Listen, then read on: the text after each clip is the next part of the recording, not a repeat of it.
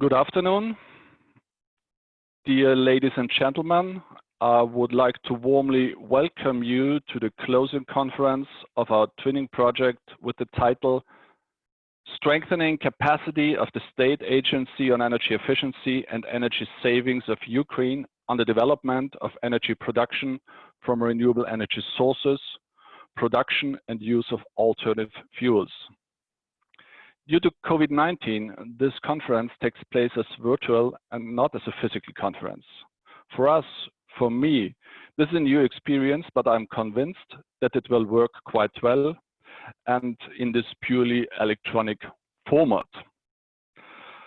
I would like to especially welcome in particular the Ambassador of the Republic of Austria, Mr. Gernot Pfandler, and the Italian Ambassador, Mr. David La Cecilia. Excellencies, it's a great honor for me that you both are taking part in this event today, and I'm looking forward to listening to your welcome speeches. It's equally a great honor to warmly welcome Mr. Yaroslav Demčenkov, the Deputy Minister of Energy in Ukraine. Renewable energies are an important pillar for the energy transition. I hope that our project and perhaps also today's conference will contribute to a positive renewables development in your country. Twinning is a European instrument for institutional cooperation between public administrations of EU member states and of beneficiary or partner countries. In twinning projects, the EU Commission is both the donor and our strong partner. As representatives of the EU Commission, I would like to welcome Johannes Bauer and Hans van Steen today. I also warmly welcome Mr. Grubus Gunnar from IRENA. The International Renewable Energy Agency supports countries in their transition to a sustainable energy future and serves as the principal platform for international cooperation, a center of excellence, and a repository of policy, technology, resource, and financial knowledge of renewable energy. I'm also happy to welcome my fellow project leaders, Lucia Franco from SAE and Voltron Schmerber from EURAC Research, as well as the Executive Director of E-Control, Dr. Wolfgang Urbancic. Furthermore, as experts of the panel, I welcome Mr. Rudolf Köstler from the Austrian Energy Agency, Mr. Gilbert Ahammer from the Austrian Environmental Agency, and Harald Preudel, my colleague from E-Control. Last but not least, I warmly welcome all participants to this virtual conference and wish you 1.5 or 2 exciting and interesting hours. But before we jump into the agenda, I would like to hand over to my colleague Tetiana Muntian, who will explain you briefly some important functionalities of today's Zoom conference. Please, Tetiana.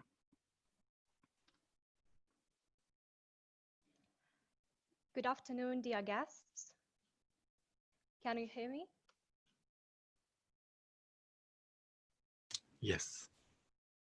Good afternoon, dear guests. My name is Tetiana Muntian, Project Assistant, and I will briefly explain you now technical details of the online tools for our conference, first in Ukrainian and then in English. Доброго дня, шановні учасники, шановні гості. Мене звати Тетяна Мунтян, я асистент проєкту. І зараз я дуже стисло поясню важливі технічні деталі конференції. По-перше, ми забезпечуємо синхронний переклад нашого заходу. Для цього вам потрібно натиснути на кнопку «Перевод» Translation, яка розташована знизу екрану, та обрати русський, проте переклад здійснюватиметься на українську. Ми щиро перепрошуємо за таку мішанину з мовами, проте програма Zoom поки що має лінгвістичні обмеження. Тому ми вимушені були обрати варіант з російською. Також у меню перекладу запропонована функція «Увімкнути» або «Вимкнути мову оригіналу», і тоді ви зможете слухати одночасно спікерів англійською та переклад. Важливо, що функція перекладу доступна лише у додатку, тому якщо ви долучилися до конференції через браузер, ви не зможете скористатися функцією перекладу. Крім того, у всіх учасників є можливість поставити запитання спікерам конференції, натиснувши на кнопку «Вопроси і ответи» або Q&A. Ваші питання будуть також перекладатися англійською для модератора. функція чату вимкнута, тому тільки питання і лише в розділ «Вопроси-ответи». Дякую за увагу, сподіваюся, що все зрозуміло. Зараз я перейду на англійську, щоб пояснити ті ж самі технічні деталі нашим іноземним глядачам. So, shortly on technical details of the conference. Firstly, if you click on translation button in the menu at the bottom of the screen, you can choose English language and listen to the simultaneous interpretation into English. There's also an option to switch on or off the original sound in Ukrainian and listen to both languages at the same time or original only. Please note that the interpretation function is available in Zoom application only and does not work if you join the conference via browser. Please use the app. Secondly, should you have any questions to the speakers, you can write them in the Q&A section, which you can find in the menu at the bottom of the screen. The chat function is turned off today. So thank you for your attention, and I hope everything is clear now, and I give the floor to our moderator then. Thank you, Tatiana, for explaining us the functionality. Let's go and jump into the agenda, ladies and gentlemen. As our first speaker, I'm happy to give the floor to Mr. Gernot Pfandler, the Austrian ambassador to Ukraine. Herr Botschafter, the floor is yours. Dear Mr. Brandstaufer, dear Mr. Franco, do you hear me? I hope. We can hear you. Dear colleagues, dear participants. Yeah, I continue. Dear Matti, dear Davide, dear colleagues, participants, dear ladies and gentlemen. It is a great pleasure for me to be able today to speak to you on the occasion of the closure conference of the EU Twinning Project, Renewables Development in Ukraine. When I arrived here in Kiev last year, this project was already very much advanced, but I was very happy to learn about this project and to see it already in full implementation. And of course, I was very happy to see Austria to be a key partner to this project. Austria is traditionally very much committed to renewable energy sources. Austria is also thriving to further increase the share of renewables and to be more efficient in generating energy from renewable sources. Austria is blessed with rich water resources which are used to produce a big part of the electricity consumed in Austria. But since the demand for energy is ever increasing, Austria is today also using other renewables such as wind power or solar power. Therefore, I think it is fair to say that Austria had quite some expertise to contribute to the twinning project we are concluding today. Three different Austrian bodies were partners to this twinning project. The Austrian E-Control, the Austrian Energy Agency, and the Ministry of Sustainability and Tourism. We are very happy and proud to be part of this project, which aimed also to implement relevant EU directives in this area.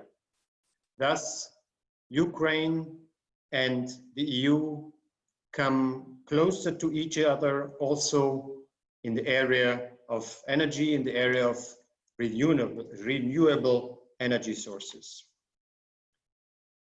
At this point, I would also like to convey our gratitude to our EU colleagues, and in particular from the EU delegation who made this all possible. And we very much congratulate Ukraine for the intention to increasing further the use of renewables and also for the push to further increase the awareness of the Ukrainian public on the benefits of renewable energy. ladies and gentlemen, dear partners in this project. Of course, this conference today is not the end of the story. A lot needs still to be done, and the increase of the share of renewable energy in the energy mix is an ongoing challenge for any country, and therefore also for Ukraine, and of course also for Austria. For today, however, I think we can be proud a bit about the success closure of this project. We congratulate all partners and participants, in particular also the Ukrainian colleagues, for the enormous progress in the course of the project, and I wish all participants a successful closure conference. Thank you very much for your attention.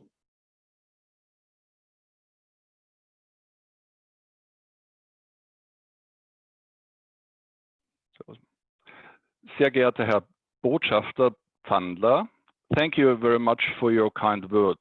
The Austrian Ministry of European and International Affairs in general and the Austrian embassies in particular are very important partners and institutions for the successful implementation of twinning projects, both in the beneficiary countries and in Austria itself. Thank you very much for your support. As our next speaker, I give the floor to Mr. Davide La Cecilia, the Italian ambassador to Ukraine. Your Excellency, the floor is yours.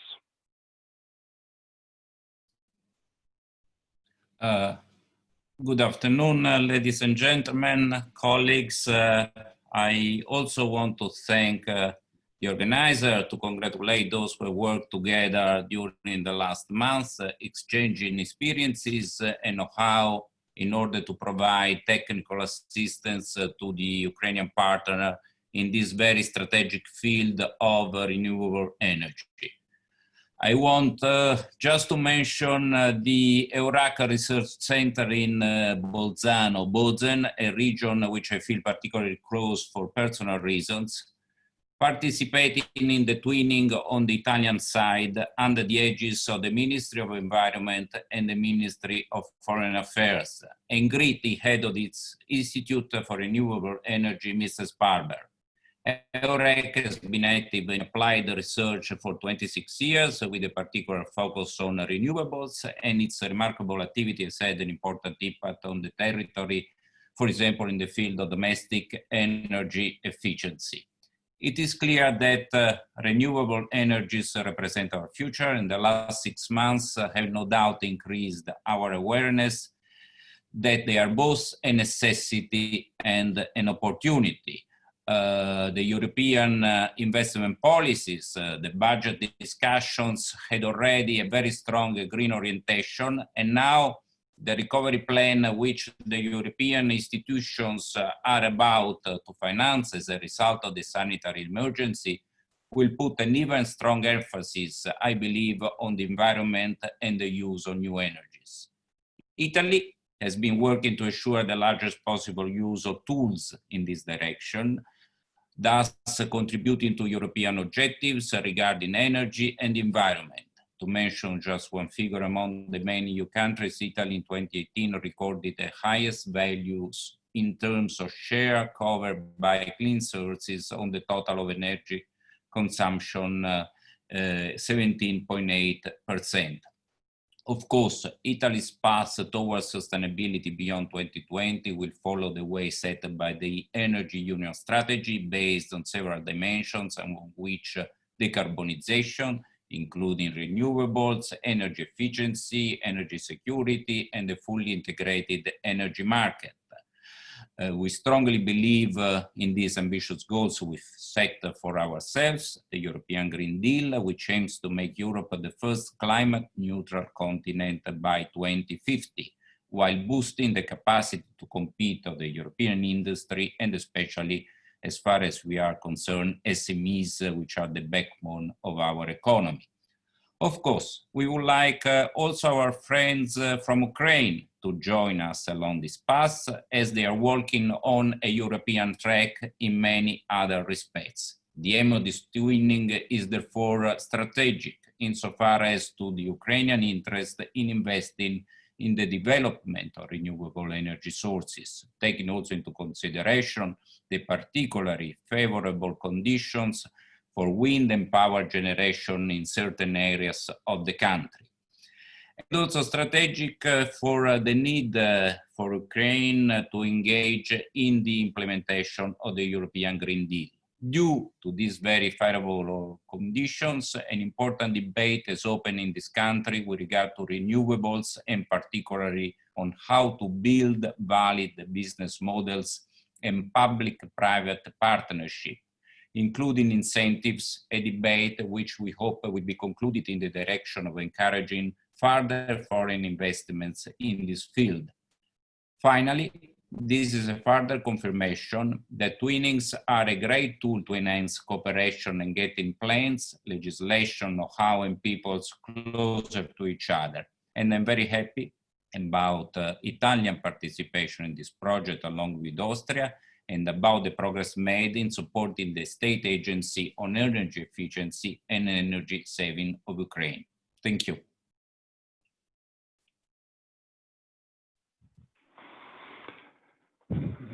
Mille grazie, Mr. Cecilia.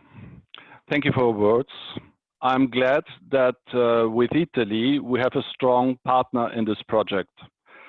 This was also the case a few years ago when we carried out our first twinning project here in Ukraine. At that time, we were the junior partner of the Italian Energy Regulatory Authority. In this sense, I would like to say, never change a winning team. Thank you very much. As next speaker, I would like to invite Mr. Johannes Bauer from the EU delegation here in Kiev to make his welcome speech. Mr. Bauer is head of operations of sections 3, economic cooperation, energy, infrastructure, and environment. Before coming to Ukraine, Mr. Bauer worked in the Directorate General for Energy in the European Commission headquarters in Brussels, and because of that, Mr. Bauer is also a distinguished energy expert. Mr. Bauer, the floor is yours. Thank you very much, Mr. Brownshofer. Dear ambassadors, dear twinning project leaders, and dear colleagues, obviously, we all would prefer a direct meeting. But while the advantage of this virtual meeting is, of course, that we can probably involve more participants in this discussion and also protect a little bit the environment. And I think the challenges the project was facing also at the end of its lifespan with the COVID crisis fall together also with the serious changes in our daily lives, and the need also to think about it in terms of our post-COVID economic recovery, both in the EU but also in Ukraine, as the Italian ambassador already mentioned.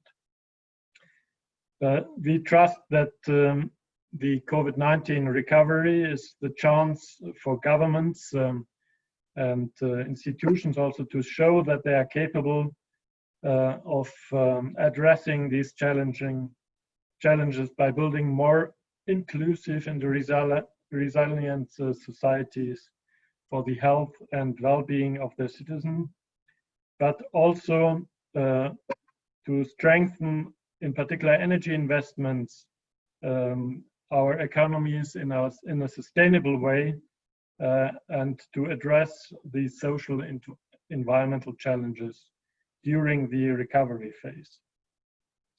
Clean energy is one of the policy areas of the European Green Deal, aiming at decarbonizing the energy sector and exploring opportunities for cleaner sources of energy. And in this framework, of course, renewable energy has been already in the past years at the core of the Energy Union's priorities. Today in the EU, it contributes significantly to the strengthening of energy security, competition in the energy sector, and competitiveness of the economy, as well as to the improvement of energy efficiency and innovation. With the twinning project we are closing today, we joined efforts with our colleagues from Austria and Italy to bring directly EU experience on sustainable development of renewable energy sources, and also in identifying the best ways for the integration of renewables in the energy market of Ukraine. Our objective is and was to help Ukraine in creating the necessary framework conditions for unlocking its huge renewables potential in line with the EU-Ukraine Association Agreement and following best EU practice. This project has not covered the recently hotly debated issues of support schemes for renewables, but it has done a lot in Ukraine here to assist in setting a proper legislative framework to remove administrative barriers for the development of energy production from renewables, to develop sustainable approaches to renewables development, and to find answers for Ukraine to a set of other issues related to the implementation of EU acquis on renewable issues. Austria and Italy have each high shares of renewables in their energy mix, in particular in the electricity sector. And I think these member states were therefore very well placed to support Ukraine in this sector. And I would like to thank very much the Austrian and Italian colleagues for all their efforts, for their exceptionally high professionalism. And I would also like to thank the colleagues from the State Agency for Energy Efficiency and Energy Saving, who were cooperating so professionally, openly, and actively with their peers from the EU member states.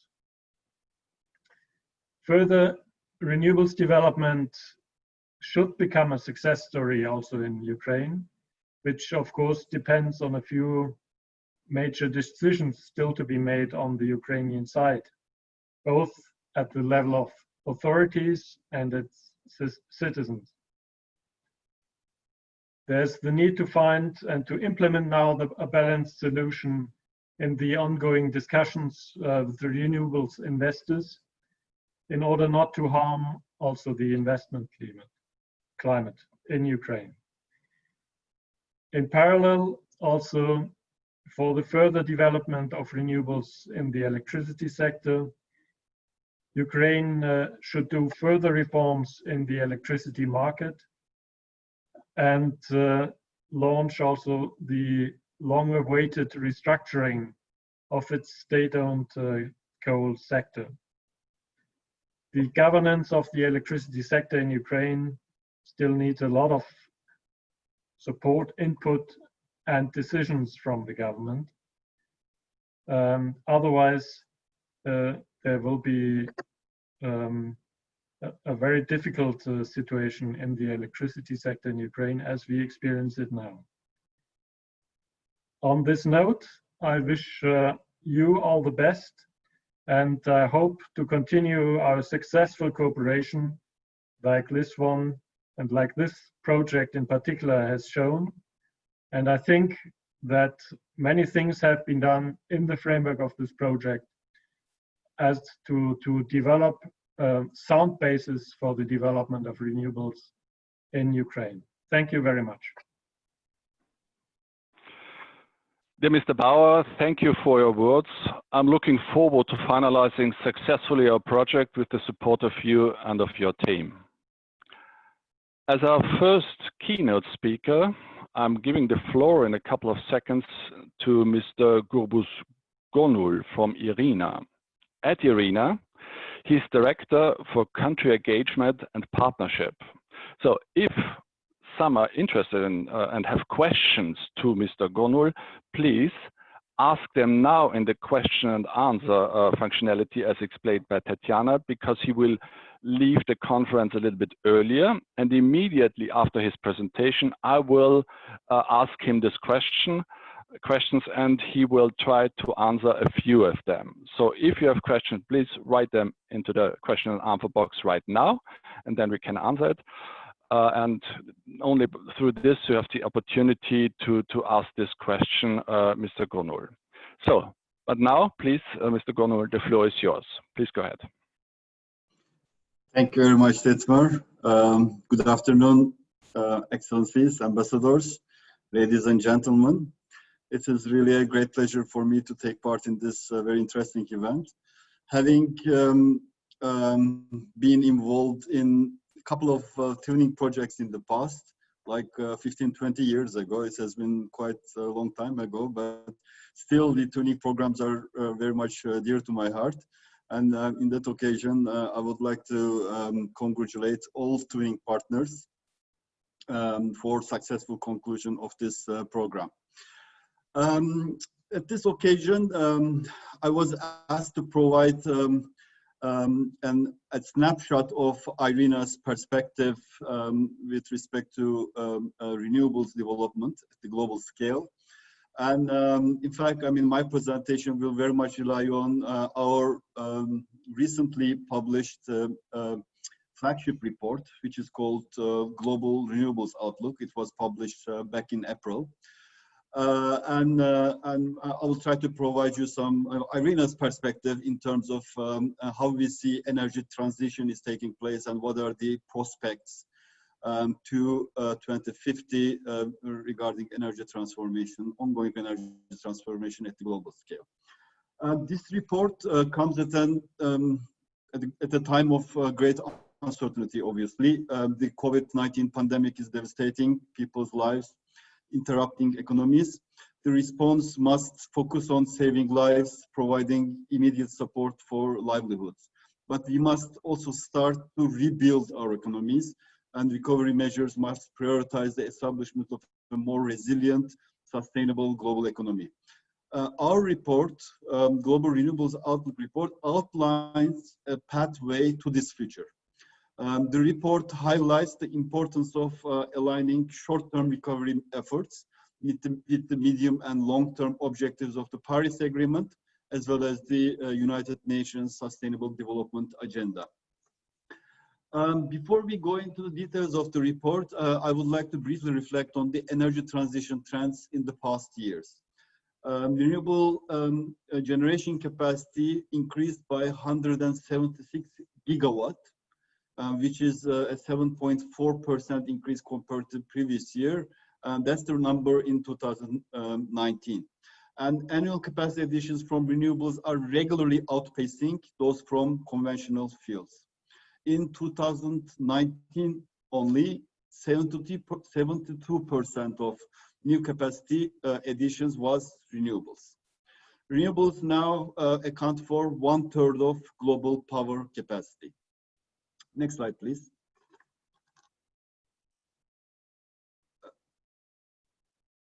These positive trends that I try to describe, they are unfortunately.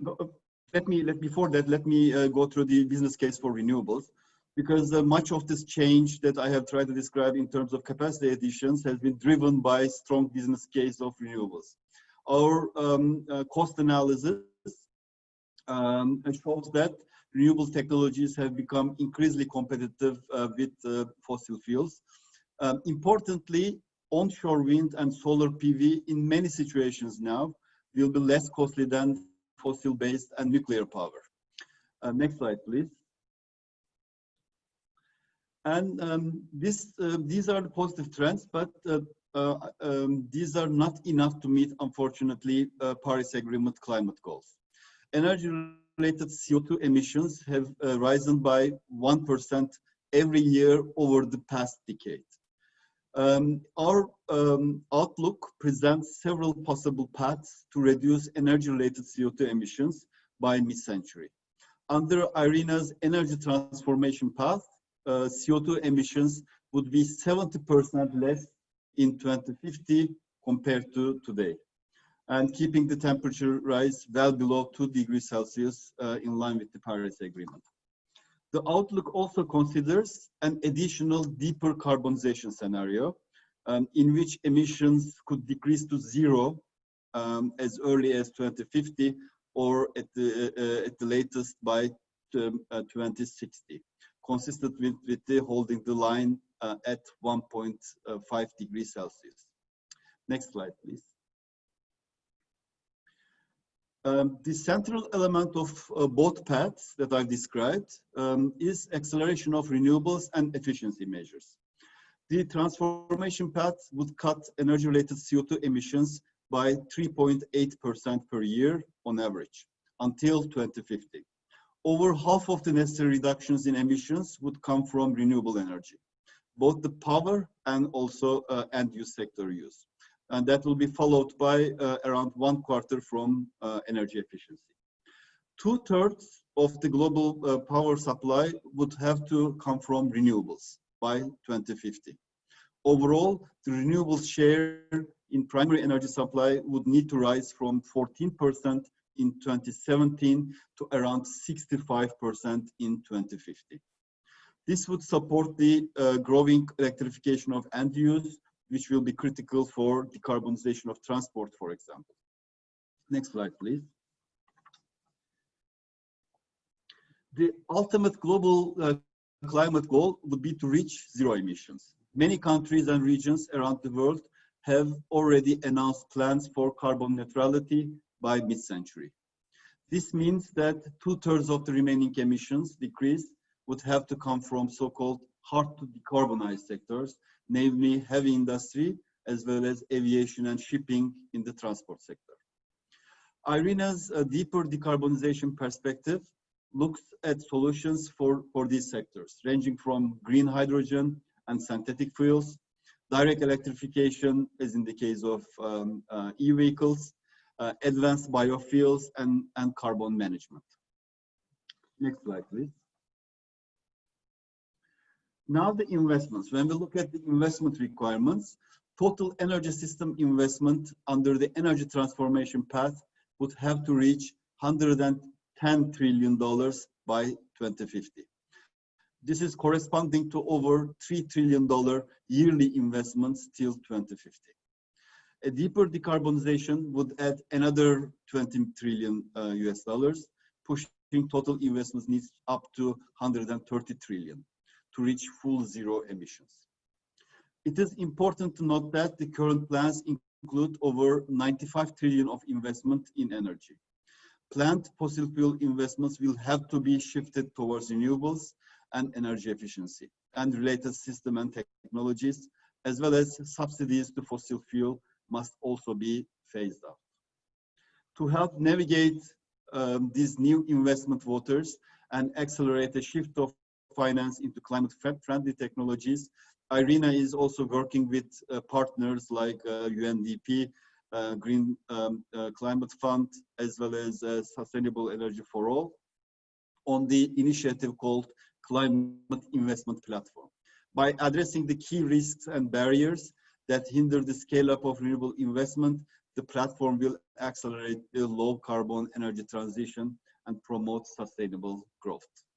Next slide, please. On regional level, clean energy investment needs by 2050 vary greatly by region. With $763 billion of average annual clean energy investment, East Asia would see the highest need, followed by North America with $487 billion per year to 2050. In Europe, around $320 billion per year of clean energy investments will be needed, directed to renewables, energy efficiency, power grids, flexibility, and the electrification of end use, as well as other measures, including electrolyzers for hydrogen production. Next, please. With the right policies in place, the energy transformation could generate a net positive economic impact, despite these large investment numbers, especially this economic impact in terms of economic growth and job creation. The outlook shows that transforming the energy system could lead to a higher GDP growth, achieving 2.4% more by mid-century, that compared to the current plans. Cumulative GDP gains above business as usual would amount to close to $100 trillion between now and 2050, greatly exceeding the additional investments needed for transforming the energy system. Next, please. The energy transformation would also create much needed employment, especially in the context of the current crisis. A climate-safe pathway in line with Paris Agreement goals would increase renewables jobs to 42 million globally by 2050, which is 4 times more than today. Employment in energy efficiency would grow to 25 million, and grids and energy system flexibility to 15 million. Overall, energy sector jobs are projected to expand, employing 100 million people by 2050 globally. This increase is the result of the gains in transition-related technologies, which are renewables, efficiency, power grids, and energy flexibility, that outweigh job losses in conventional technologies, especially in fossil fuels and nuclear power. Next, please. This outlook also looked at socioeconomic transition paths in 10 regions worldwide. Regional variations depend on the initial economic conditions, obviously, structure of the energy sector and also energy transition roadmaps the countries have, as well as the different levels of policy ambition. In all regions, gains in transition-related technologies, including renewables, outweigh losses in fossil fuels and nuclear sector jobs. In absolute terms, job losses in fossil fuels, mainly coal, will be particularly pronounced in East Asia, particularly in China. In relative terms, job losses in fossil fuels with the highest in North America, followed by East Asia and European Union. Southeast Asia and mainly Indonesia and Malaysia, as well as East Asia with China, Japan, and Korea, would gain the largest number of jobs overall. Net gains will be highest in the Southeast Asia and Sub-Saharan Africa. Next slide, please.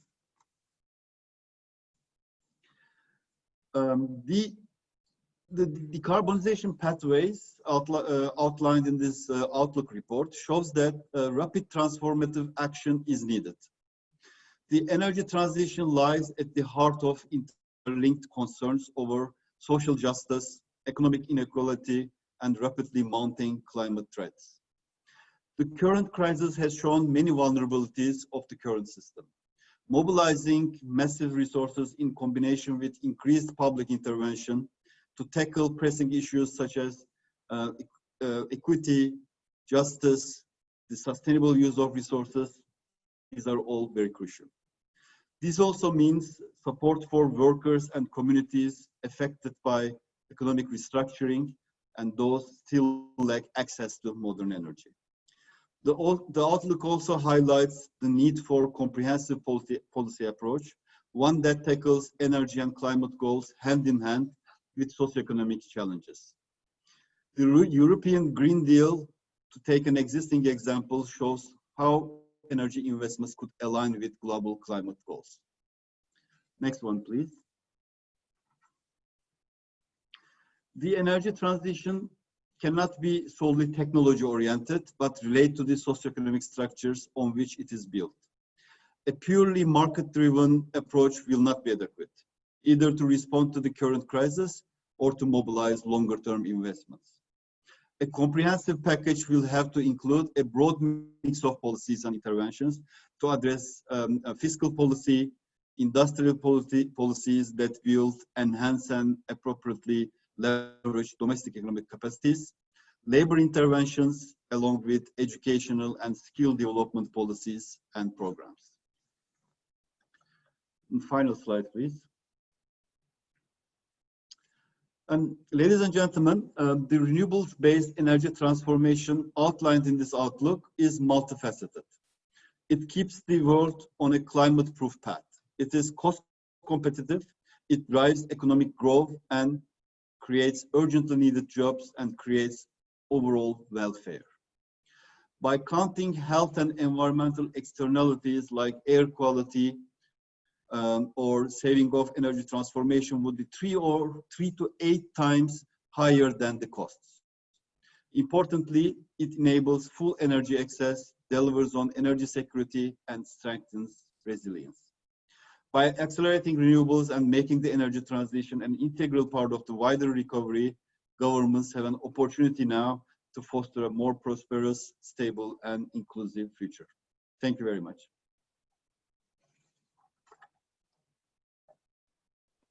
Thank you very much, Gubus, for your interesting presentation. So we received one question.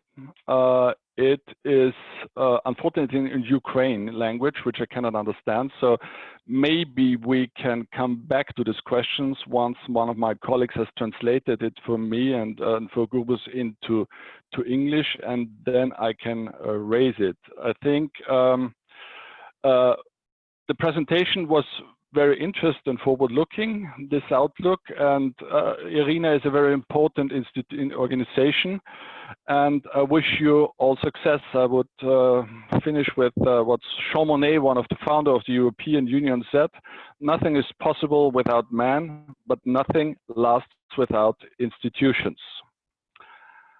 Our next speaker is probably one of the most distinguished experts from the European Commission in the field of renewable energies. Currently, Hans van Steen is Acting Director, Renewables, Research and Innovation, Energy Efficiency of DG ENER. President Ursula von der Leyen announced last December the so-called Green Deal, which is at the one hand a vision for a climate-neutral European continent in 2050, and on the other hand, a very dedicated roadmap to this goal. Dear Hans, you will tell us now, what does the European Green Deal mean for Ukraine? Please. Thank you very much, Dietmar, and good afternoon to all distinguished ambassadors, ladies and gentlemen. I'm really pleased to be here with you today, although it's only in a virtual capacity. But that's how life is these days, and I think this is much better than not doing anything at all. This has been an important project, and I think it deserves a good closing, and I think what we have in front of us in terms of the agenda for this webinar is very good. I have been asked to talk a little bit about the European Green Deal. What does it mean for the EU? What does it mean for the Ukraine? And I'm really very pleased to do so, because as you know, since Mrs. von der Leyen took over as President of the Commission, the Green Deal has been really a very important point of reference for everything that we do, not only in energy, but in the entire Commission. The Green Deal is also very important in terms of the recovery from the current pandemic, because the Green Deal, of course, has the overall headline ambition to make sure that we become climate neutral as a continent by the middle of this century. But in addition, it should be seen as Europe's new economic strategy, an economic growth strategy. And I think that is a very important twin objective in many ways. Now, for the energy sector, full decarbonization by the middle of this century means a complete transformation of what we have today. As you know, energy is directly linked to about 75% of all greenhouse gas emissions, either through energy production or energy use.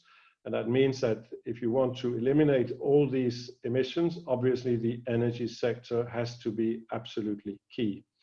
And today we have an energy sector that is not really sustainable from a climate perspective. We only use some 20% of renewables in our energy mix. That has to be much, much higher. And we also still have some way to go in terms of becoming more energy efficient in all sectors. That is clearly a challenge. Now, I know today we're focusing about renewables, so let me home in a little bit on renewables. It's very clear that also in the EU, there are many, many differences between the different member states. Some started with renewables a long time ago and now have a long experience. Some have clearly better potential, longer coastlines, the possibility of using offshore energy. Others have perhaps more bioenergy potential and so on and so forth. So it's very, very different. We also have member states that are dealing with an aging energy system with very energy intensive industries and maybe a coal sector, which is very important in terms of supporting entire towns or regions. And some member states also have simply not enough space in order to deploy a lot of solar or wind capacity. So we are starting from very different starting points in the different member states. And still the EU has now set a common target of at least 32% of our energy use should come from renewables by 2030. And in fact, that translates into about half of our electricity. And that is a target which member states are now working towards and have just prepared plans that we are currently analyzing in the European Commission to see how credible are we on that. Already today, renewables have a very important role in the EU legal framework. We have a renewable energy directive that sets out a lot of rules for how to handle renewables in very many aspects. And I understand also in the Ukraine, the regulatory framework for renewables, for example, support schemes, is something that's really important. In the EU, this is regulated through the Renewable Energy Directive. And that is important because even though, as we heard just in the presentation prior to me speaking here, renewables are becoming cheaper and costs are coming down, but there is still a need for support, and support schemes will play a role still for some years. The Renewable Energy Directive looks specifically at the areas which are problematic in terms of increase of renewables, that's heating and cooling and transport. Electricity is going reasonably well. We are meeting more or less our objectives there, but in the other areas, there is still a need for a strong push. And that's why the Renewable Energy Directive has a number of specific rules in that sense. The current target, as I mentioned, is 32% by 2030. That corresponds to about 40% greenhouse gas emissions, maybe a little bit more. But what we have now seen, and what has also been announced by the Commission President, is that we need to be more ambitious if we are serious about the objective of climate neutrality by 2050. She has mentioned 50 to 55% greenhouse gas emission reductions by 2030 as the target. We are currently making a detailed impact assessment on that. That should come out hopefully in September. But this will clearly also mean that we need to be even more ambitious for renewables than the 32% that we have today, and probably also for energy efficiency, where the current target is 32.5%. In addition to this work, the EU is also now quite busy, and that was also specifically referred to in the Green Deal, looking at how better to integrate renewables in our overall energy system. In fact, the Commission tomorrow will adopt a very important strategy for energy system integration, which will look at this question in much more detail, and we will see how you can bring renewables into sectors and areas where today there is not sufficient penetration of renewables.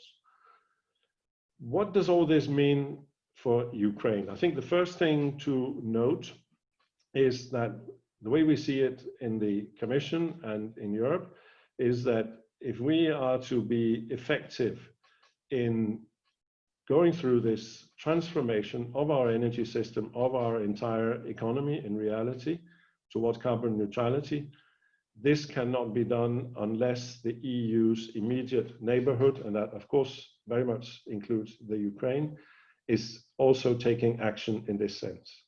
And that's why we very much welcome the readiness of the Ukrainian government to engage in the Commission's flagship, the Green Deal, as I've just mentioned.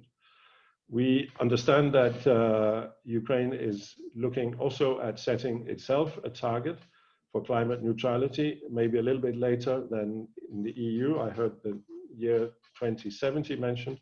And of course, we would be very pleased to see that confirmed, because we do believe it is very useful to set these clear targets into the future so that we know exactly what it is that we are aiming towards and that we can measure progress in a good way.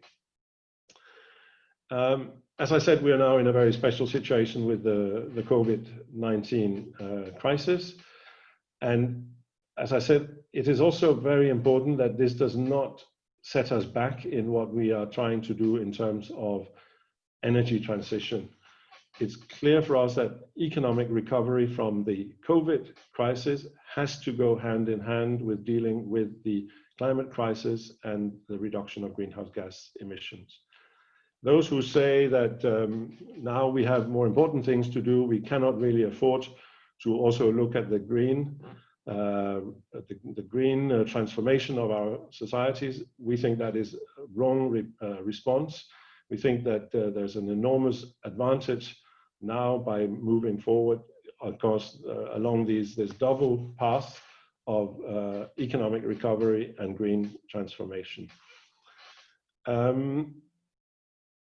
For the cooperation between the Ukraine and the European Union, there is a very good framework. We have the association agreement, which had an extensive energy annex amended only a year ago. We have a memorandum of understanding of strategic energy partnership, I think from 2016.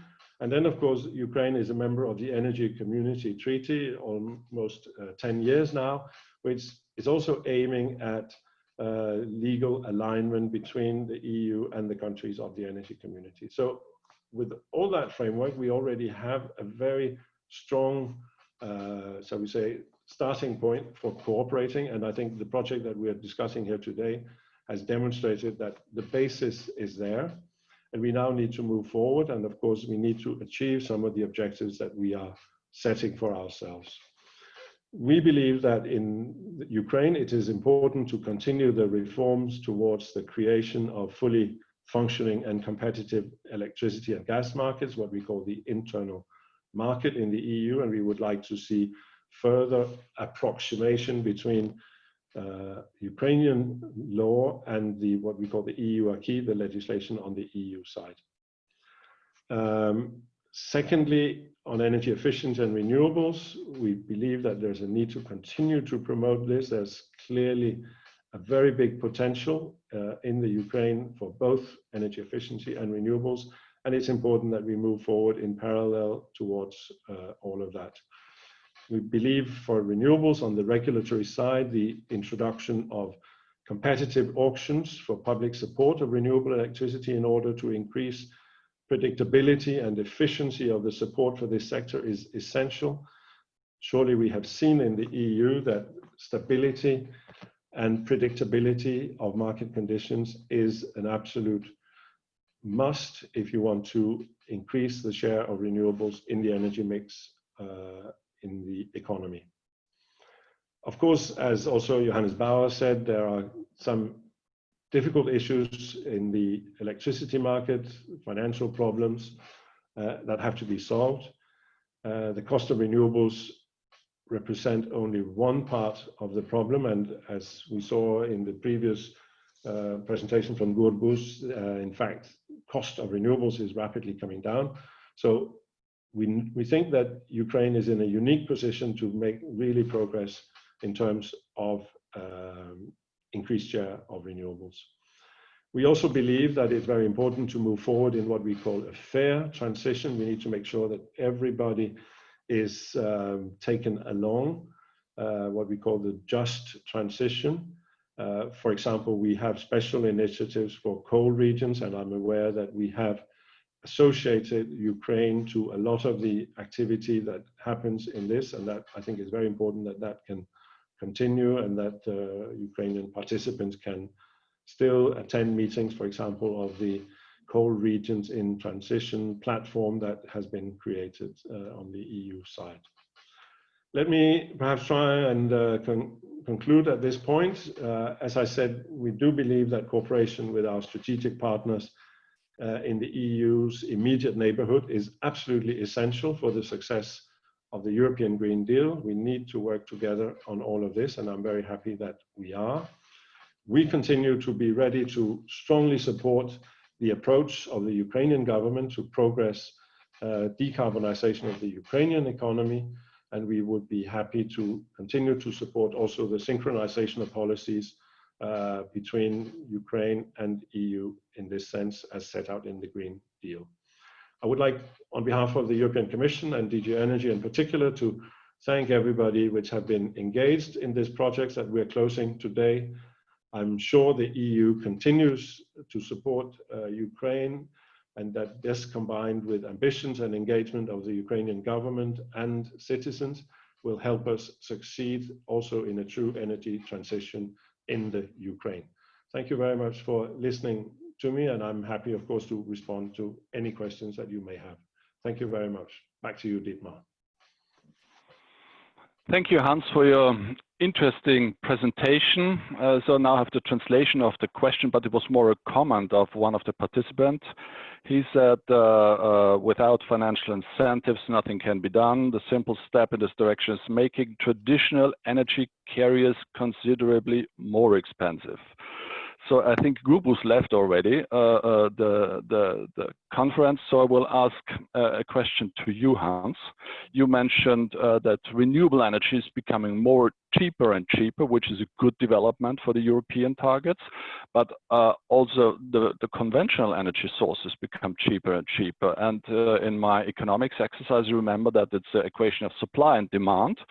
And if we also see that the conventional energy sources can become always cheaper, and maybe fossil fuels are not that scarce resource, how can it work? So do you think we need also a policy on a global level to make fossil fuels a more scarce resource, meaning, for example, that it should not be allowed in future to extract oil from new fields in the Arctic Sea or something like that? Or shall we keep the coal, the oil and the gas where it is? Because one thing is clear, if we extract the oil, the gas, the coal from the soil, somebody will come and burn it, and then the CO2 is in the atmosphere. So do you think Paris, as a mainly demand side driven policy instrument, can work alone to achieve this global targets, or do we need more? Well, in the EU, the very simple reply is that we've come to the conclusion that we do need more. We do need policies that specifically promote both renewable energy and energy efficiency, because we've seen that without specific policies, things are not moving sufficiently fast in the direction that we need. So I think we need to do that. I think what you said, Dietmar, there's a truth in that, but I see also that it's very difficult to prevent anybody from exploiting its natural resources. That is hard, but I think what you can do is that you can make sure that when you actually convert these natural resources into useful energy, that you make sure that the full costs are actually accounted for one way or the other. That, for example, is the purpose behind the emission trading scheme, the price of carbon that we have introduced in the EU, whereby we try and cover some of the externalities, I think it's called external costs, of these sources which are otherwise not accounted for. And that already brings the balance more towards the favor of renewables.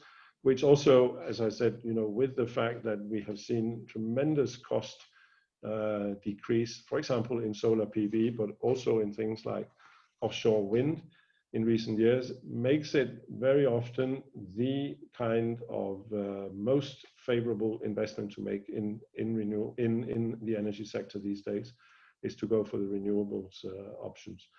So I think we need both. We need to have strong policies. We need to also make sure that there are no subsidies given, for example, to fossil fuels.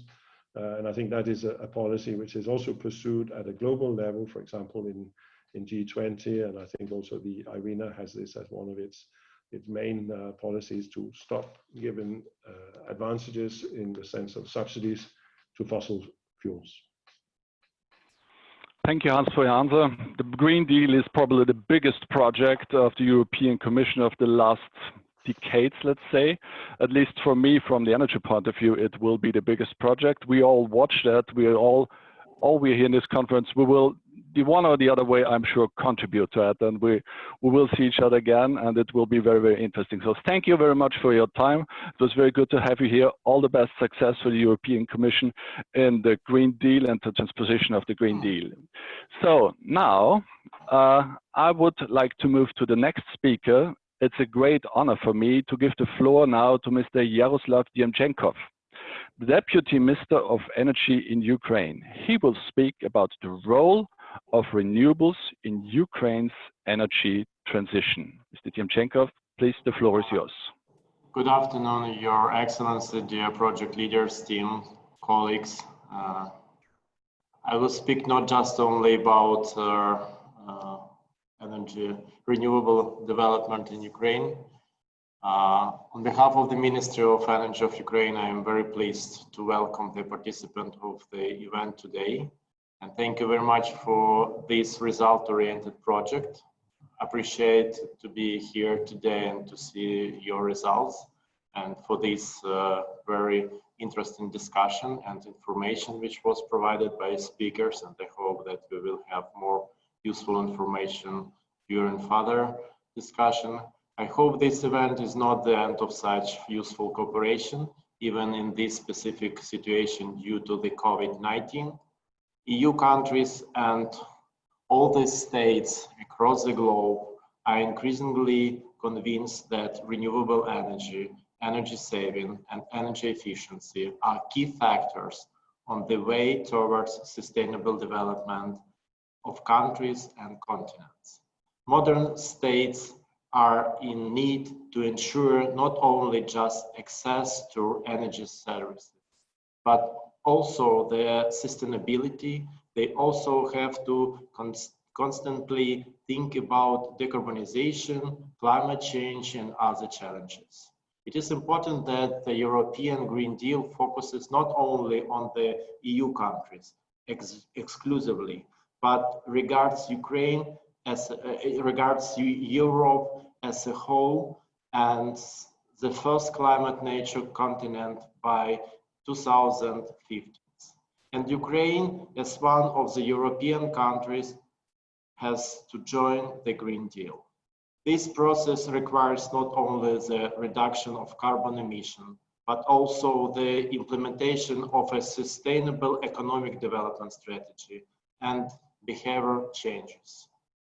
The initiative is also highly important in the context of Ukraine's European integration process. Ukraine is known across the globe as an industrial agrarian country. However, the most unsuccessful attempt to carry out economic reform over the last 20 years have led to the closure of many factories, enterprises, and mines. As a result of this deindustrialization, a decarbonization actually occurred. Over 20% of industrial enterprises, along with a significant share of a coal industry, and a part of renewable companies, renewable facilities are located in the temporary occupied territories of Ukraine as a result of a military action in the east of the country. Many facilities are not operational. They are in poor condition, and the ecological situation is critical. Only a few of the surviving enterprises can afford to be environmentally friendly and socially responsible. Ukraine is also known as a country with the highest green energy tariff, in particular for solar and wind energy. Given the legal, organizational, and economic incentives created by the states, there has been a rapid growth of installed capacity of renewable energy facility over the recent years in Ukraine. In particular, the capacity of facilities using renewable energy sources has increased by 30% in 2017, by 62% in 2018, and almost tripled in 2019. As a result of this generosity, we face significant technical and economic difficulties associated with the accelerated development of renewable energy sources. The urgent and relevant problem which we are currently facing is to ensure the stability of Ukraine's energy system. We experience a lack of maneuvering capacity, able to cover peak loads, and we have to admit that this poses a direct threat to the country's energy security. The government held the discussion and complex negotiation with renewable energy market players. As a result, a memorandum of understanding between the government and the majority of market players was signed and aimed at settling problematic issue in the renewable energy area in Ukraine. The Verkhovna Rada, our parliament, has recently adopted in a first reading a draft law developed by the government to improve the above-mentioned memorandum. We hope that at the nearest session, the government will adopt this draft law. The memorandum envisages voluntary consent of investors to reduce green tariffs, decrease the time of commissioning of solar power plants under the green tariff model, increase responsibility for imbalances created by electricity producers from renewable energy sources, and improve the auction support system. From the state side, it is envisaged to ensure stable payment for the producer electricity, restructure the existing debt and its payment in accordance with schedule agreed by the parties until the end of next year, guarantees the variability of legislation for producers as per the green tariff, and stimulating further development of the industry on a competitive basis by holding auctions for the distribution of support quotas.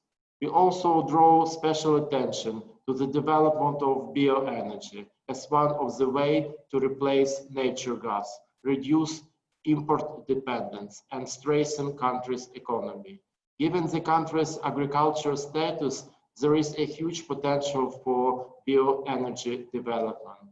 Thus, staying, of course, towards the development of environmentally friendly renewable energy sources and reduction of greenhouse gas emission in the country, we have to adhere to a balanced policy ensuring the real economic and financial capabilities of the country, which has an ongoing conflict in the eastern region. As I have earlier mentioned, Ukraine shares the objectives of the European Green Deal. As a result, Ukraine has started the process of reviewing and updating the provision of the current energy strategy. Strongly supporting the policy of greenhouse gas emission reduction and decarbonization of the economy, we aim at the reflecting and including the key elements of this European initiative into the new version of the energy strategy.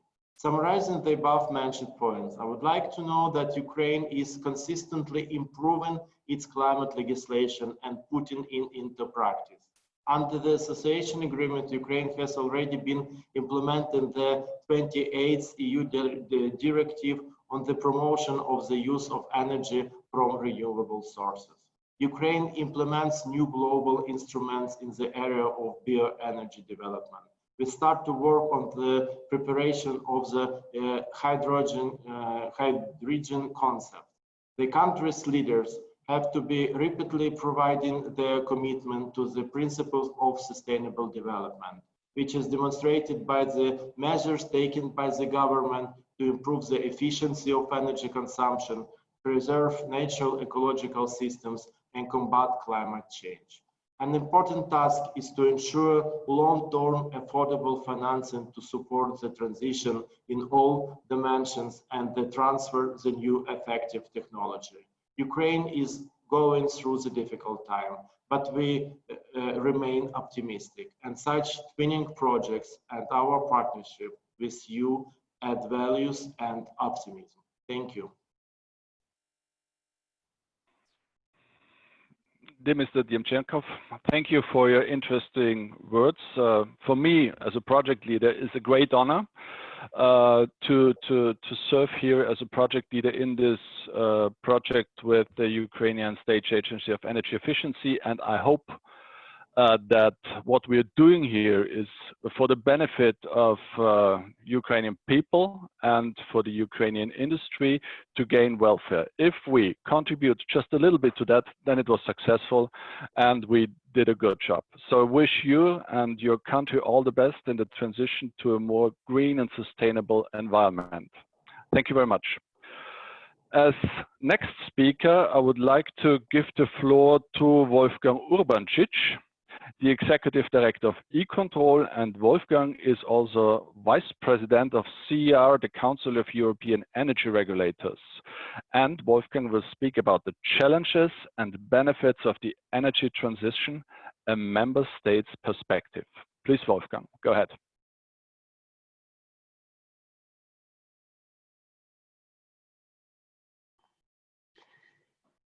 Thank you very much, Dietmar. Your Excellencies, ladies and gentlemen, first of all, let me start by saying that for me, it's a great honor to contribute to this closing workshop because it is of extremely interesting for me and for us as E-Control to work together with our Ukrainian colleagues and to conclude this project also with this closing workshop. And before I start with the Austrian perspective and to give you a little insights into the Austrian energy policy and also our views as a regulator, let me come back to Ukraine and say that I also personally follow the developments in Ukraine with great interest. I participate in the work of the energy community, and it was mentioned before by Mr.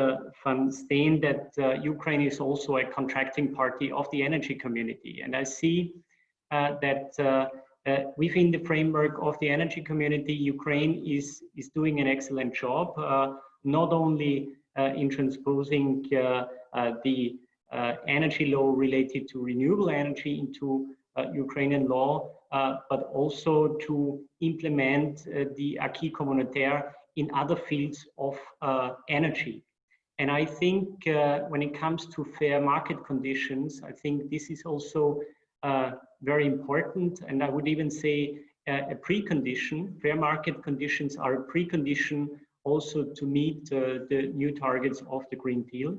And let me say that I'm really impressed by the work of our Ukrainian colleagues.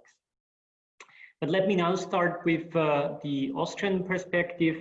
When we come to the next slide, it is just a picture, you know. We come from a centralized, from a one-way system when it comes to especially electricity, coming from the energy generation, electricity generation from big units down to the customers, and we are on the way to a decentralized or even distributed system.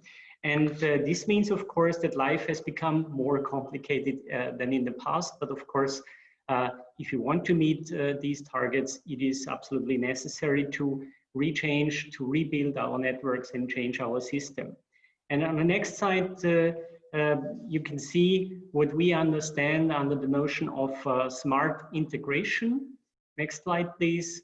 And this smart integration means for me and for us also as regulators, and I come back to that in a minute, it means decarbonization, digitalization, and also dynamic regulation, because these 3 Ds are also those Ds which are reflected in our strategy as European energy regulators, the strategy of CER.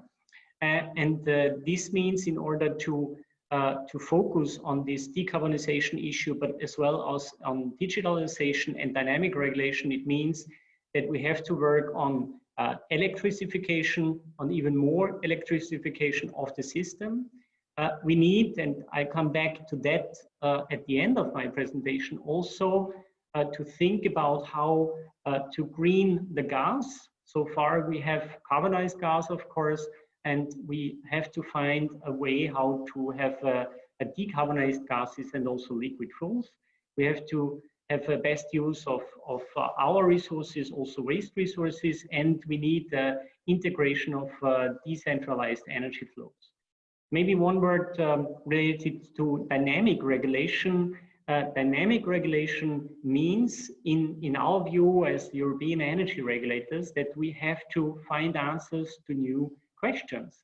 And we started as European energy regulators with our target to find and to create and to preserve fair market conditions. And this will be a target also in future.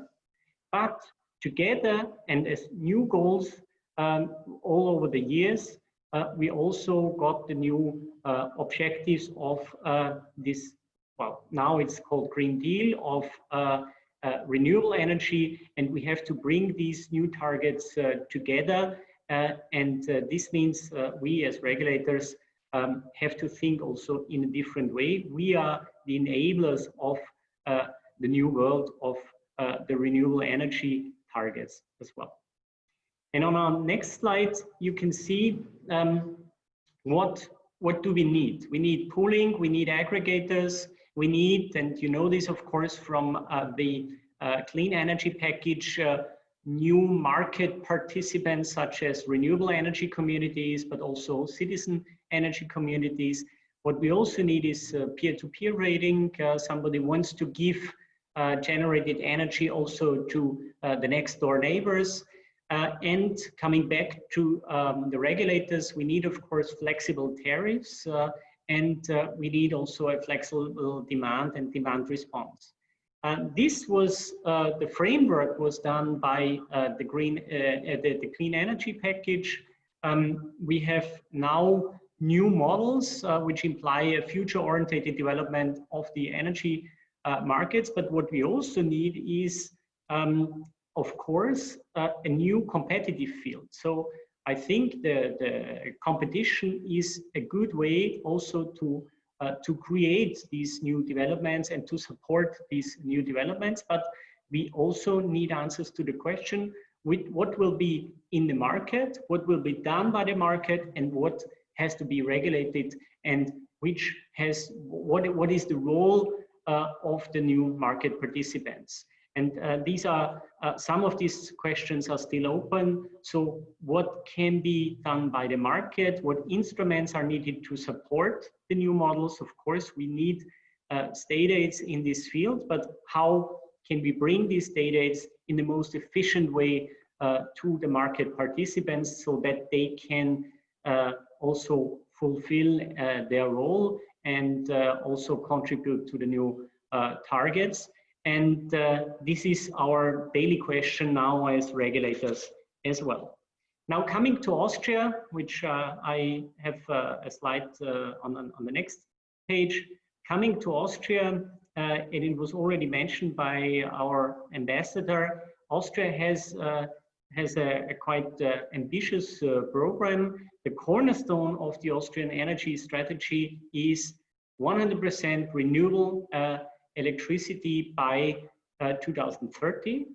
This is quite a challenging target, and I can show you on other slides that we already have in between 70 to 75, 80% of renewable electricity in our networks, but still there is quite some part missing, and this is definitely the most challenging program what we have. But we should also talk about, or let me at this stage only show you that we have also other parts of this program. The phase out of heating oil for heating purposes, phase out of gas for heating purposes, also for the next, let's say, 2 decades, more flexibility in the electricity system, and the support, of course, of technologies and products for certain technologies and products such as e-mobility, but also for hydrogen. Let me mention this at this stage. Hydrogen is really important. We believe, our government, and also we believe in the important future role of hydrogen. And just a couple of days ago, also the German presidency to the European Union also mentioned and published a hydrogen targets and strategy. So hydrogen will play a very important role. But of course, it is necessary that this hydrogen is green hydrogen, so that this hydrogen is produced from renewable energy. On our next slide, you can see the development of renewable electricity in Austria. And if we can see the next slide, please, you can see this development. We have renewable energy sources such as water, lots of water. So we have very good preconditions in Austria, also with the mountains, with lots of rivers.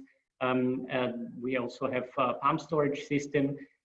But then we have, in the last, let's say, 15 years, we have the increase of other new renewable resources, such as wind especially, but biomass, biogas, PV, of course.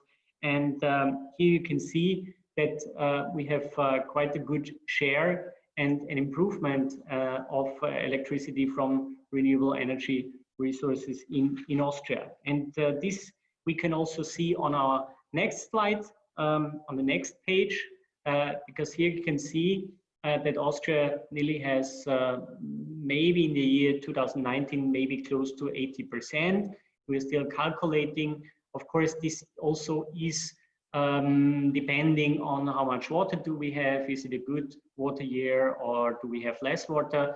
But definitely what we can say is that we have a share in between 72 to 80%.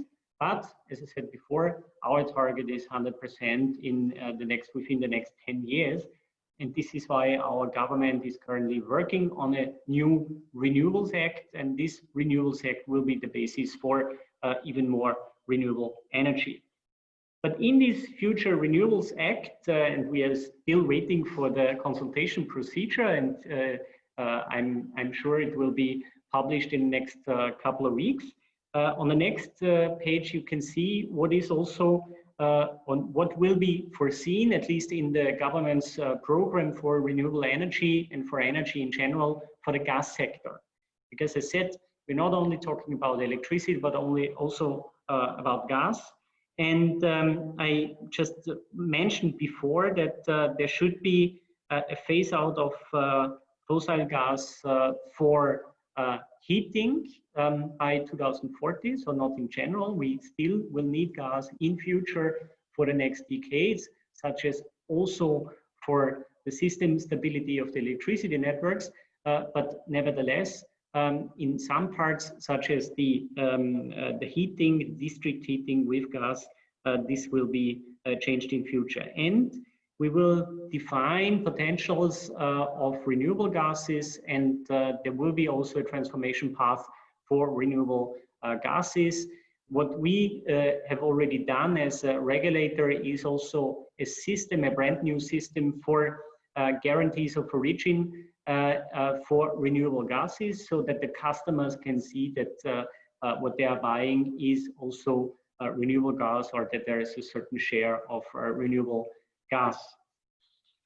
And I would like to conclude with the next page where I asked the question, what are the challenges for the regulator? And I already, in my introduction, I said that, of course, we have changes in the electricity market models. We have new players, we have new roles, we have new responsibilities and duties. And this, of course, causes several questions. So what is the role of a new player? Is this new player mainly in the competitive market, or is this a regulated player? Where is the border? Where do we have to have new rules, market rules also created by the regulator?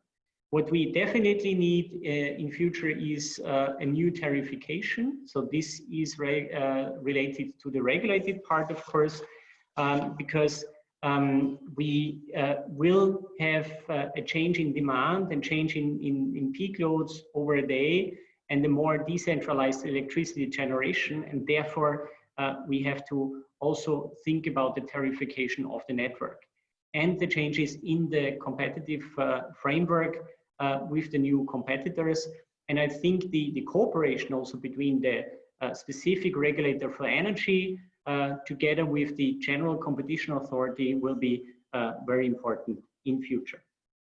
Ladies and gentlemen, this is about the Austrian system, but before I hand over to Dietmar, let me say also, as Executive Director of E-Control and one of the partners, representing one of the partners in this project, that it is and has been really an honor for us to work together with you and with our partners. And I would like to thank the representatives of the State Agency on Energy Efficiency and Energy Saving of Ukraine, our colleague Lucia Franco. Thank you very much also to his team, to Olena Lenska. Also, thank you very much for the really fruitful and very good cooperation with the EU delegation, Johannes Bauer and Olga Simak. And of course, thanks, and it was also mentioned by Dietmar already, to our partners, Voltron Schmerber from EURAC, and also not to forget our Austrian partners, the Energy Agency of Austria and also the Austrian Environmental Agency. And finally, also our team, our RTA team, Tetiana Muntian and Sasha Sinoshenko. And last but not least, of course, Ulrike Gira. Ulrike was has done an excellent job. She really did a great job, and therefore I would like to thank her. And finally, thanks to all who participated, all our experts, whether they are in Ukraine, in Italy, or in Austria. Thank you very much. Thank you, Wolfgang, for your words and shedding some light on the challenges and benefits of energy transition from a member state's perspective. Our next speaker is Voltron Schmerber. He's head of the Institute for Renewable Energy, EURAC, in Italy, and he's also the EURAC Vice President in Belgium. And he will speak about the economic opportunities of the energy transition. So,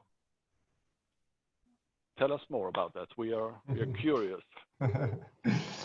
Dietmar, thank you very much for this kind introduction. Excellencies, partners, colleagues, ladies and gentlemen, it's a great honor for me to be here today, even if only in a virtual way, but it's nice to be with you and to hear to all this interesting presentation.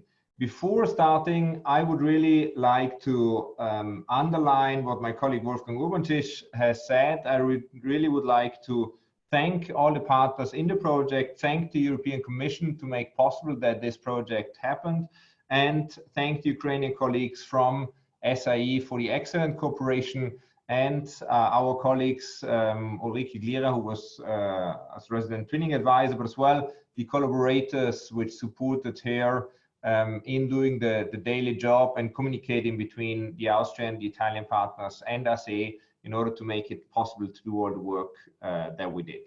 This is a closing conference of a project, but I actually hope that it's at the same time a starting point for further cooperations to come soon, and I'm looking forward to that. But now let's come to the content.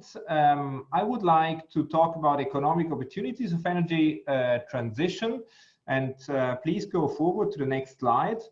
And obviously, I'm having an eye on the energy transition in Ukraine. We spent the last 15 months traveling forwards and backwards from Italy and Austria to Ukraine in order to support the Ukrainian state agency, the Ukrainian government, the Ukrainian people, in order to get more access and closer to renewable energy. If you look at the next slide, one of the aspects we have done, we looked at possible trajectories. The Ukrainian government is working at trajectories and at targets. So these are only possibilities, so by far not the definite ones. But it means obviously that we're looking forward to enhance the renewable energy share. So this could be the renewable energy overall target. Next slide, please. We see the electricity part, and on the next slide, we see the renewable part, the renewable heat, and there's as well the renewable transport sector coming. So if you look at the next slide, the question which arises here is, what does this mean to follow such lines? And what is the impact on economic development? What is the impact on jobs? We have heard about the coal regions and the implications of Ukrainian. And obviously these are implications which have to be taken very seriously in order to make sure that it is actually a just transition, as the Green Deal says. And as every transition, this transition has as well opportunities and threats. Unfortunately, within the twinning project, it was not possible, there was not time enough to do detailed modeling of the Ukrainian energy system and of the Ukrainian energy transition path. But within EURAC Research, we did some of these calculations for Italy, and I would like to share with you the data because I think they can be relevant as well for the Ukrainian reality.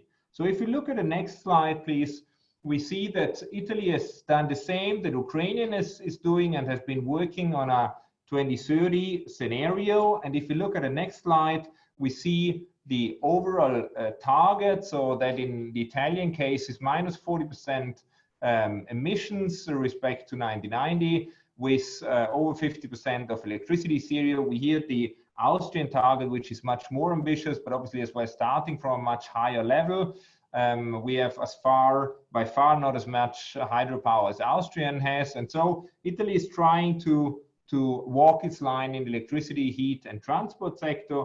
So if we go quickly through the next 3 slides, we see how it is expected that the single sources in the electricity sector, in the heat sector, and in the transport sector are enhancing. And we see that on electrical side, it's obviously mainly wind and solar. On the heating side, it's mainly heat pumps as a key technology, while in the transport side, it is on the one hand, e-mobility, but at least in Italy, there's a strong let's say, push as well for advanced biomethane, where we see more about that in the presentation. If we look at the next slide, in order to look how the future, or to get a feeling how the future would look like, in our opinion, it is very important to get all technologies and all relevant developments in one single picture. So you have to look at the sectors of electricity, heat, and transport.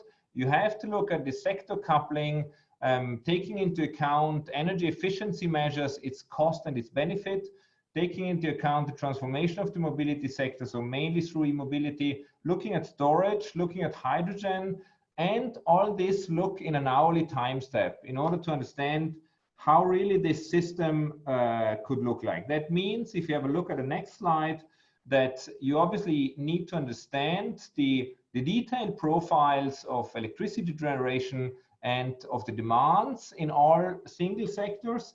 And you have to put all this information into an optimization model. And if you look at the next slide, this is exactly what we do. So we are developing, or we developed an optimization model, and what you see on in the right picture creating is a cloud of single dots, and each single dot is one energy combination which is running the whole year.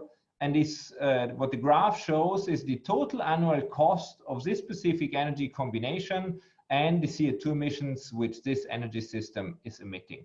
So basically, we calculate hundreds and hundreds of different energy system combination and technology combinations in order to find and to identify the ones which have the lowest annual cost and reaching the CO2 emissions which are which we're looking for. So if we go to the next slide,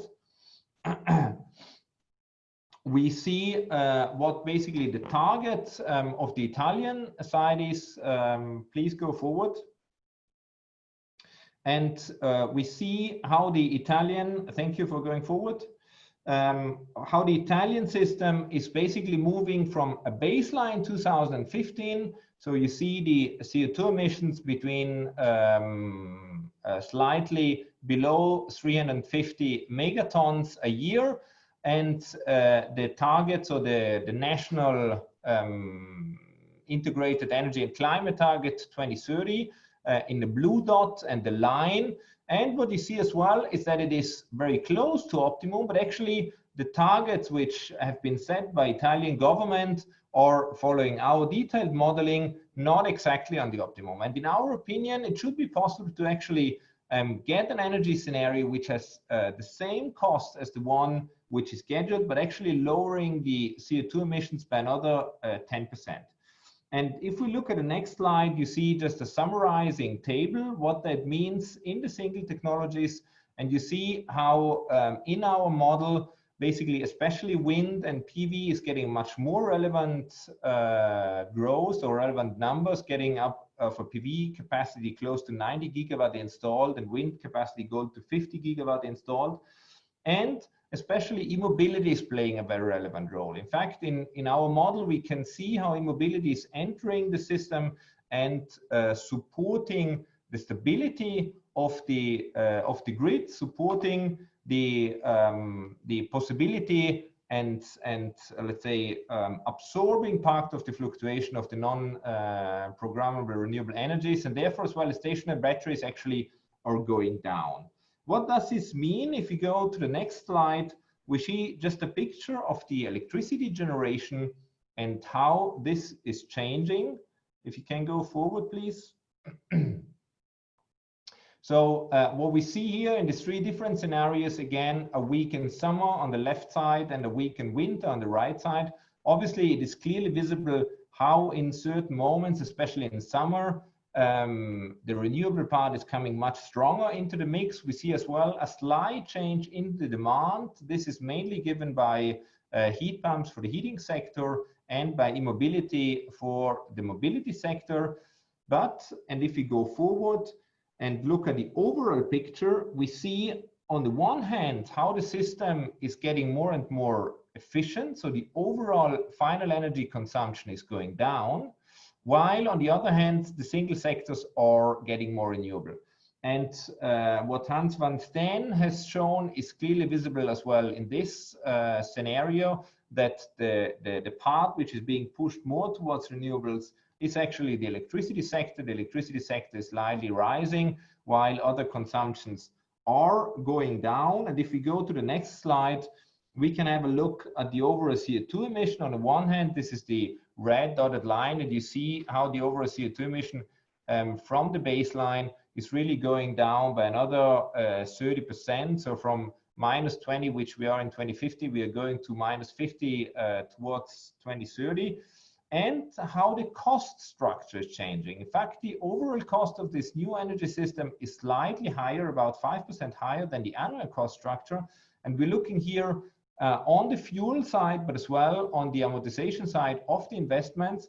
But the strong point is that the investments are going up and the fossil fuels and the fuel cost is going down. And this is even more clear if we look at the next picture in the next slide. So we see how in the three different scenarios, and this is the key information which I would like to give. So Irina has pointed out the need for investment, and that obviously is the one important side of the coin. But the other important side of the coin is if you invest in renewables, you lower the need of fossil fuels. And considering world market prices, in that case of November last year, and considering the less need for fossil fuels in the Italian case, we see that the cost for importing fossil fuel goes down by 3 billion in the national scenario, and even more than 7 billion by the modeling scenario which we calculated. So if we go to the next slide, and that is the final one before coming to conclusions, basically energy transformation for countries which are which have not massive fossil fuels but have renewable potential, as in Ukraine it is the case. You can see it is a big economic opportunity because you have on an annual level several billions to be invested in energy infrastructure. And if we go to the last slide and conclude, we see that the energy transformation is a major transformation for the power, the heat, the building, and the industry sector. So next slide, please. Bringing within it threats and opportunities, but as having the Ukraine a big renewable energy potential, it is really a big opportunity, and that means to have several billion annually that can be shifted from fossil fuel imports towards sustainable energy investments in Ukraine, creating jobs on site and creating economic and energy independence. Thank you very much for your attention.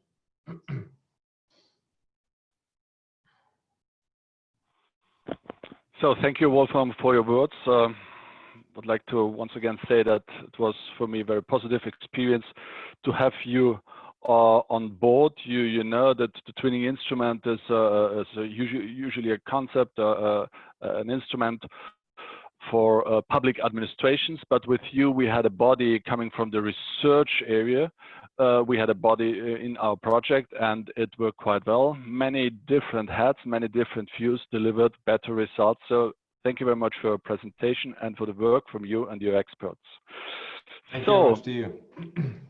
Moving now to our next speaker, to Lucia Franco.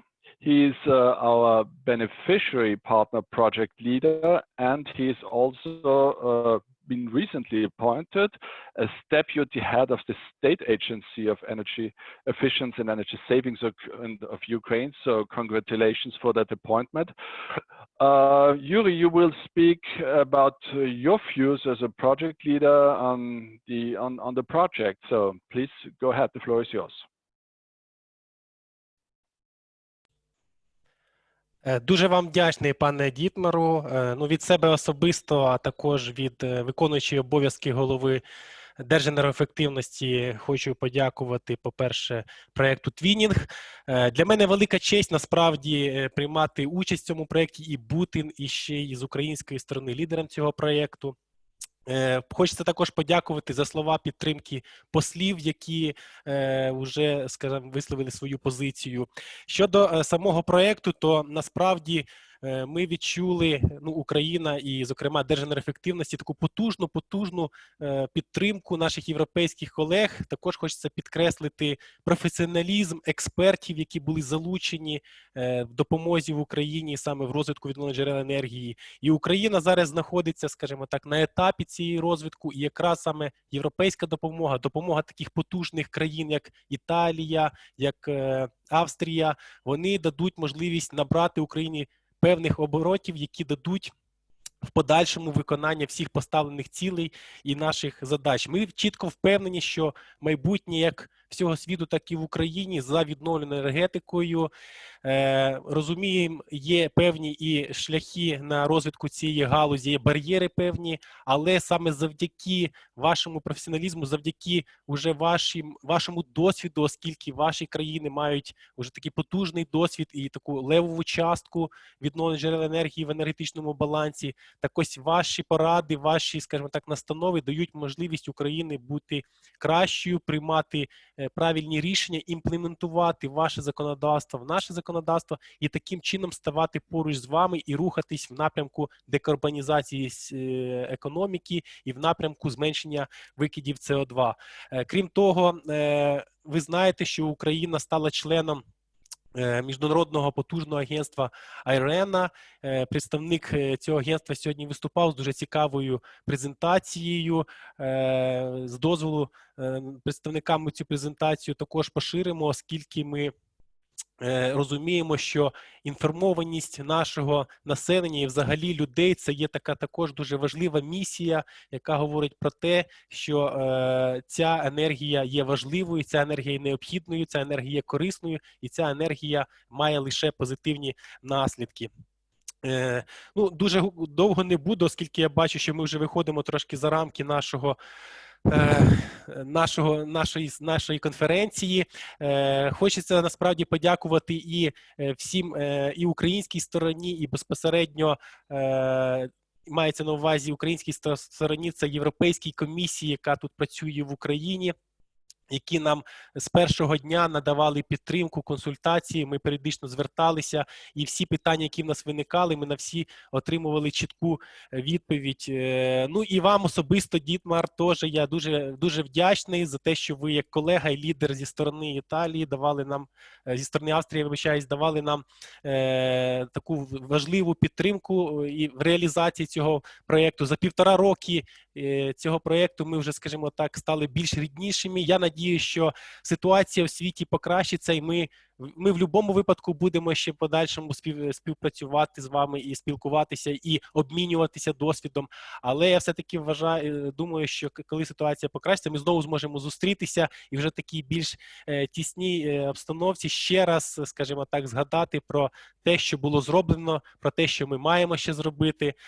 Оскільки я знаю, що ви, мій колега, не лише як лідер проєкту, але я знаю, що ви і спортсмен, і також проходили Ironman свій час, я колись також приймав участь і переплив Босфор. Тому я бажаю і вам, і нам всім, ставимо перед собою цілі, і їх досягаємо і за відновлену енергетику в Україні і в всьому світі. Дякую.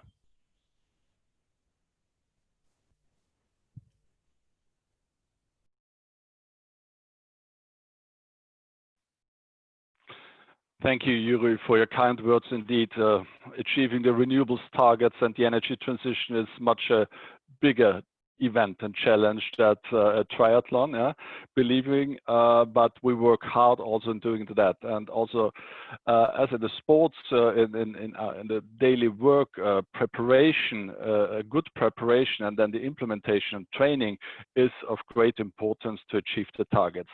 Thanks to all your colleagues, you did a great job, and it must be mentioned here that in such a project, it's not only the experts from the member states who deliver, it's also the experts from the beneficiary have to absorb that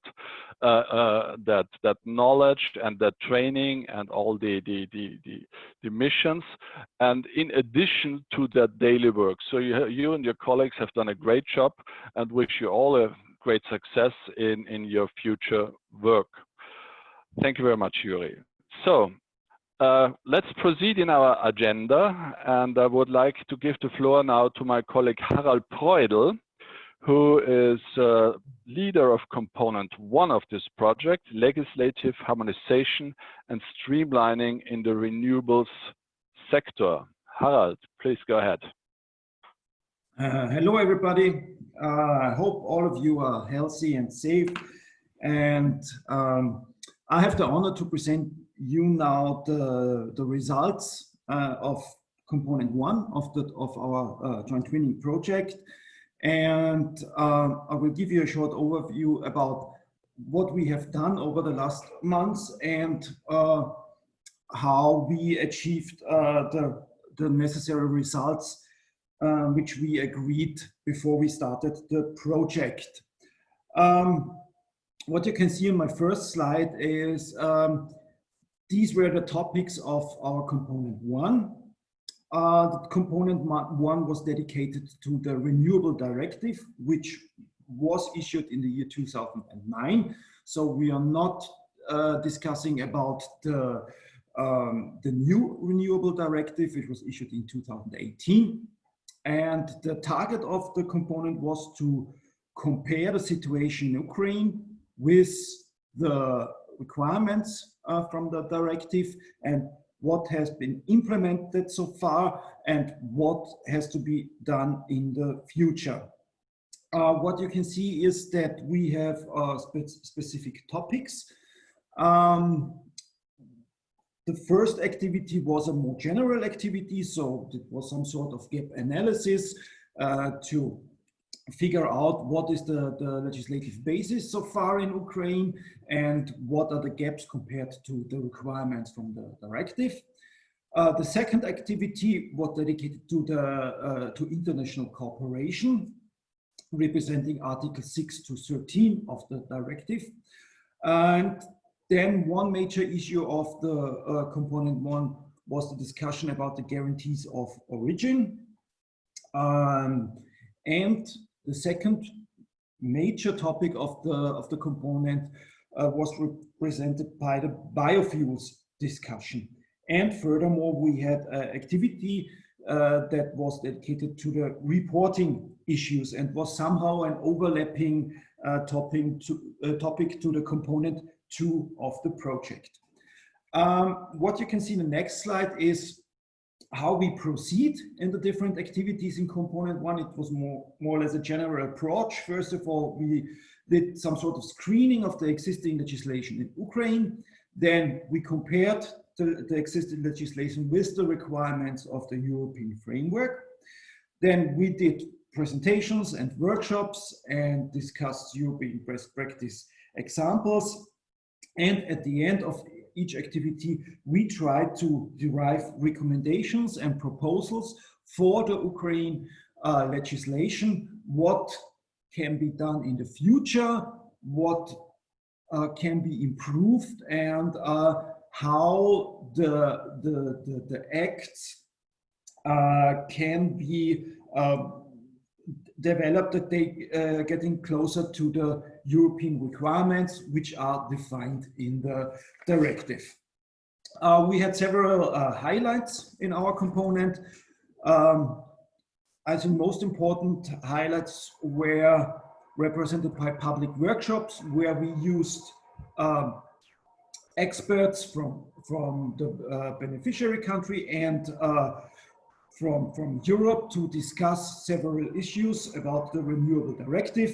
We also compared the old directive and the new directive, where we tried to figure out which topics were improved and where we have a further development, what has to be implemented in the future.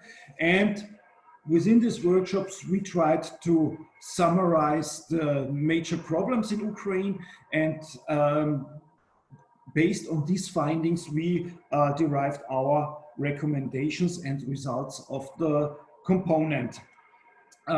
In the next slide, I give you an example of how we designed our results and recommendations.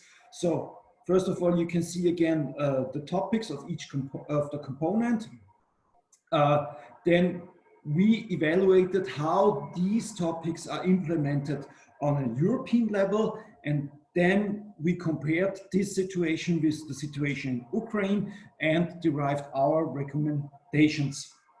As I said, activity 1 of the component was a more general approach, but already the activity, the second activity 1.2 was dedicated to a specific topic represented by international corporations. And what you can see in this case is the implementation of these international corporations in Europe is on a very low level, and only a few number of bilateral pilot projects were already implemented. And so in Europe, we only have a very, very small number of international corporations. And projected to the situation in Ukraine, the recommendations are, okay, we do not have that much experience in Europe, and our recommendation would be, if it's make any sense, if you think that this instrument of international cooperation is useful for future development of renewables in your country, then try to figure out which neighboring countries want to cooperate with you. But as I said, there are only limited examples from Europe that can help us to establish a specific setup of this instrument. It's a different situation for guarantees of origin. As I said at the beginning, guarantees of origin was a major issue during the project. We had several workshops. We even have public workshops, and the implementation in Europe is different, with a different level in each and every country. But Austria is a front runner with a very high advanced system. So it was rather easy for us to derive very detailed recommendations for Ukraine, what can be done in the future to improve the system of guarantees of origin. And as you can see, what are the recommendations? For example, our proposal would be to improve the existing regulations. So there is a regulation already in place, but we recommend improvement. We think what would be really useful also to be connected to the European level is to implement a solid database, clear definition of competent bodies. So it should be clearly defined. Sorry. It should be clearly defined who is responsible to do what. And we recommend to define and to design a transparent and reliable system. On my last slide, you can see the second part of the results and recommendations. As already said at the beginning, biofuels was the second major topic in course of the implementation of our component. So we were very active, especially the colleagues of the Umweltbundesamt were very active in this with this topic, and it is a major issue across Europe. There are again different approaches how to calculate, for example, the share of renewables in total demand, how to calculate the primary energy input, to calculate the origin of raw materials, and so on and so on. And then we, or the colleagues of the Umweltbundesamt, derived the recommendations for the Ukraine legislation. And one of the most important issues recommendations was the implementation of sustainability criteria for biofuels, and several other recommendations, as you can see in the table, technical and more general aspects. As I said, one more activity was related to reporting. This was an overlapping issue with the component 2. And we also found out during the project that other issues are relevant for Ukrainian colleagues, and therefore we had other topics that were raised during the project. For example, a discussion about supporting schemes for photovoltaic, jointly use of electricity generation units, and energy communities. So for these additional topics, we organized workshops as well and discussed these issues with the colleagues from Ukraine. So these are the results from activity component 1 of the project. And I would like to close my presentation, and I would like to say thank you to all the Ukrainian colleagues for the cooperation. And we are looking forward to go to Kiev again with the plane and not via the internet. Thank you very much.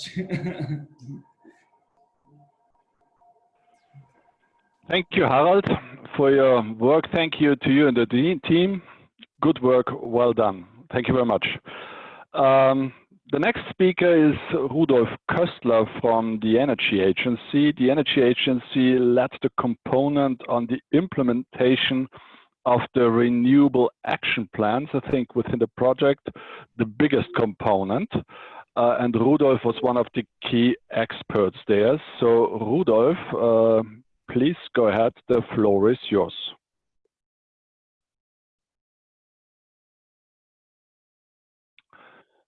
So I hear another. So Rudolf, can you hear us? Can you make your presentation now? I can hear you perfectly. Okay, then please go ahead.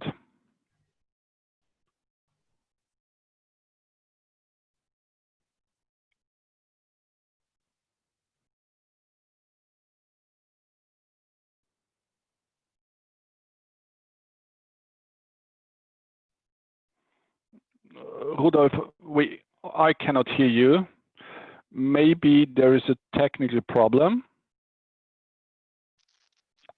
Question to the technician, can we solve that? Or what's the problem with Rudolf Köstler? If we cannot fix this right now, I would propose that for the time being, we move to the next speaker. Is it better now, Dietmar? Can you hear me now? Yes, I can hear you now, yeah? Okay, then go ahead. I just changed the headphones, so okay. I tried again, sorry. Yes, the floor is yours. Okay, thank you. So many thanks, Dietmar. Also from my side, a very warm welcome to all of you. As Dieter told you already, my name is Rudolf Köstler and I work for the Austrian Energy Agency. And today I'd like to address you on behalf of my colleague, Günther Pauric, who was head of Component 2, which was named the implementation of the government's action plan on the implementation of the Renewable Energy Sources Directive and of the action plan on the implementation of the National Renewable Energy Action Plan of the Twinning Project. Component 2 was implemented in close cooperation with our fellow Italian colleagues from EURAC Research and with our Austrian colleagues from E-Control. So I would like to thank these institutions and their respective colleagues most sincerely for this excellent and fruitful cooperation. Next slide, please. As you can see, Component 2 consisted of 5 activities, and on the next 2 slides you can see these 5 activities with some examples of the tasks that were carried out and completed. These activities included an analysis of the status quo and the gap analysis, assistance and guidance on the implementation of the action plan. Next slide, please. The assessment of Article 13 of administrative procedures to identify and overcome existing regulatory and non-regulatory barriers was also part of Component 2, as well as the work on Article 2 reporting, which mainly focused on guidelines for data collection and reporting. And also a number of workshops were held in order to support our SAI colleagues and other relevant authorities to improve their know-how and expertise and foster inter-institutional communication and understanding among Ukrainian authorities. Next slide, please.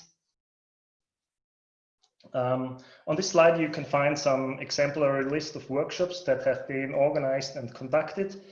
A great variety of topics has been implemented in the workshops, from possible obstacles on the implementation of renewable energies to very specific discussions on statistics and energy balances could be covered.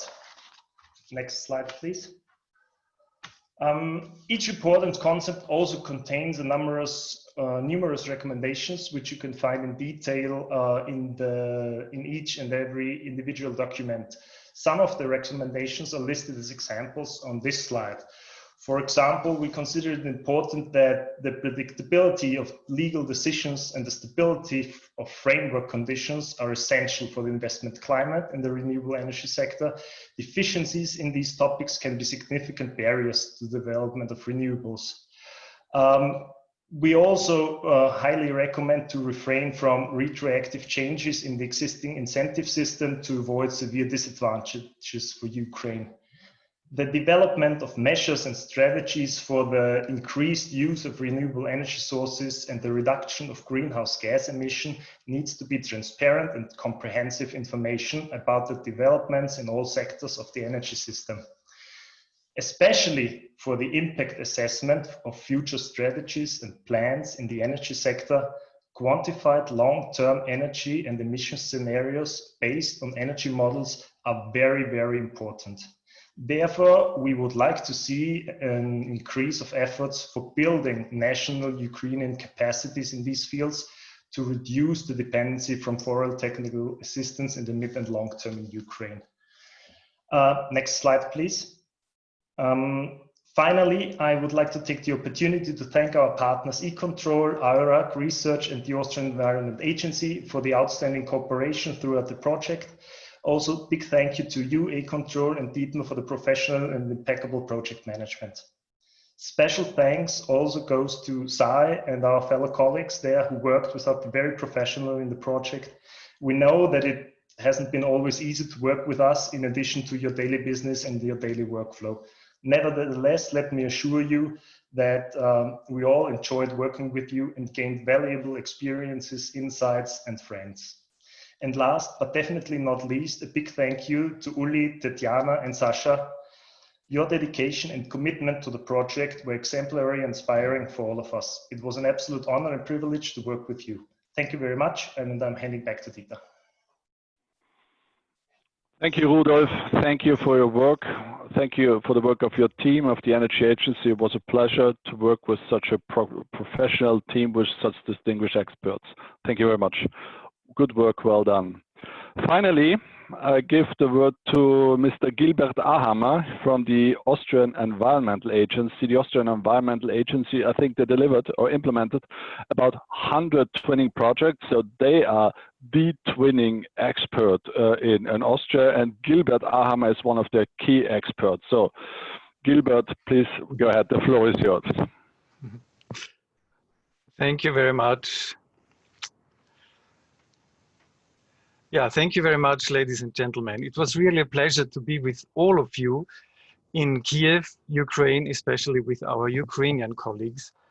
And I would like to say that it was always a pleasure to go through Mariinsky Park in Kiev, an excellent, beautiful landscape. And now please take your seat here in the background of my video, if ever it will be visible. You will then see the park in Austria here. So take your seat and have a look into our results of actually twinning component number 3. Please, on the next slide, we will see the name of twinning component 3, which is information, awareness raising and training programs. I want to thank for the good cooperation, which is now symbolized by EURAC Research in Bolzano, Italia, especially Aliona Zubarieva. And together in our office in Muzejna 12, we have worked on these following 3 headlines. Information on renewable energy sources, according to the Renewables Directive. So we first collected that. Then in the last weeks, jointly we did information brochures, especially with by the force of our Ukrainian colleagues. And thirdly, we did a communication concept and refined the strategy of communication and presentation trainings. So there you see some statistics, which is the achievement of the Italian colleagues, and you see also the result of 24 interviews. On the next slide, please, you're able to see the results. Well, our work should be as efficient as possible. How can we do that? We look into the perceived gaps in the views of the Ukrainian population who is trying to implement renewable sources, but for some obstacles did not and cannot. So the key obstacles for further RES increase were identified to belong to these following 5 main groups. This is what is filtered from 24 interviews with experts from Ukrainian stakeholders. So Ukrainians themselves said they perceive as the highest obstacles, especially financial obstacles. For example, how to obtain suitable and cheap credits. Secondly, it was mentioned that administrative obstacles could be very high. For example, how to master the complex application process. And we may admit that after an interview of 2 hours, one or the other partner said, yeah, sometimes we have to pay for undocumented features when connecting to the high voltage grid in southern Ukraine. We don't really understand that. Maybe an ombudsman could be installed as a new institution. Thirdly, technological obstacles, for example, which types of RES installation and how can we choose them? So there are, of course, websites which are existing and which could be included by SAEE by links and which provides immediate help to everyday normal citizens. The fourth item is, to my understanding, where the highest potential of innovation resides.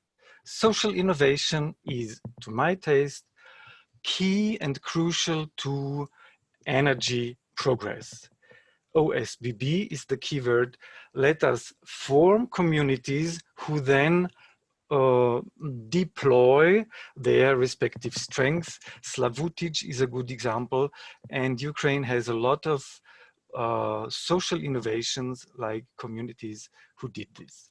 Finally, fact-based information on renewable energies is also lacking. So may I say that actually 2 future research proposals resulted from this training. And as we interviewed 24 partners, we made an Erasmus proposal with 24 partners.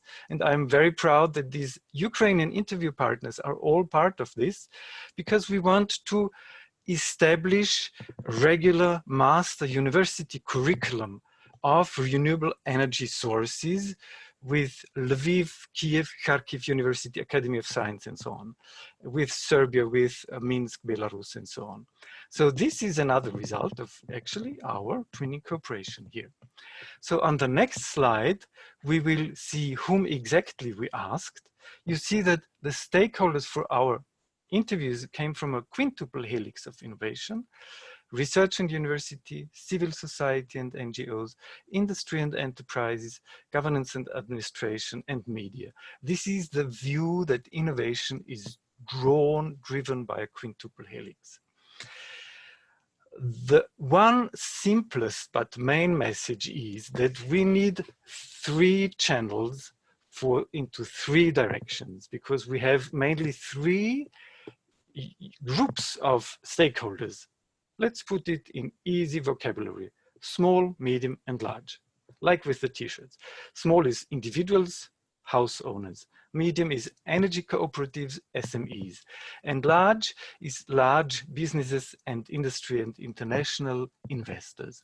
And of course, each of them has different needs of how to fill in the forms and so on. May I come to the result, which is on the right-hand side of this last slide. The result to the esteemed SAEE is, if ever you want to reorganize your public website, what we heard that is your plan anyhow, you could use 3 windows. The same information is visible through 3 portals for these users from small, medium, and large beneficiaries.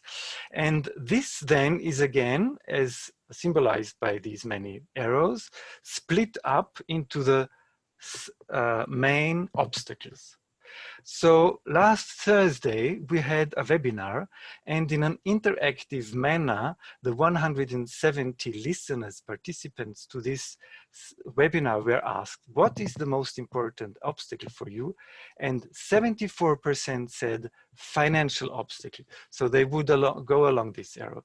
44% said, to me, it's administrative obstacles, and so on. And then we have technological, social, and fact-based information. So this is an architecture for SAEE, if ever you're now implementing this new website, which means public information. And I may also add, because the last slide is allowed to look into the future, that just yesterday we handed in a proposal for the so-called starter project, because we thought that it is worthwhile to continue this good cooperation. Thank you again very much to all partners. Goodbye.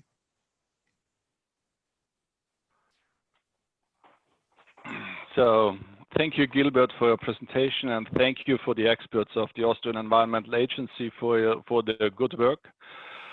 And I'm looking forward to future cooperations with you, Gilbert, and with your team. Dear ladies and gentlemen, we have reached the end of our agenda, and therefore I'd like to thank you very much for your attention. I hope you have been able to take some of the interesting aspects and information from this conference with you. I would particularly thank our speakers for being here today and for also spending the time when preparing their presentations. At this stage, I would like to thank in particular EURAC Research and their technician Ivan for hosting this web conference. Without you, Ivan, this would not have been possible today. The planning, the preparation, and the live event worked quite perfectly.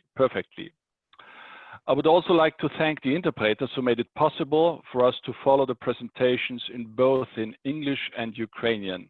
My special thanks goes also to all experts from Ukraine, Italy, and Austria who have been involved in the project so far. It was only through your participation that we were able to deliver good results here. Finally, I would like to thank my twinning team, Ulrike, Tetiana, and Sasha, who did a great job in the course of this project. Thanks a lot to all of you. I wish you a pleasant day and stay healthy. Now, I will leave the office and go home with 0 emissions and renewable energy sources. Goodbye. Mm-hmm.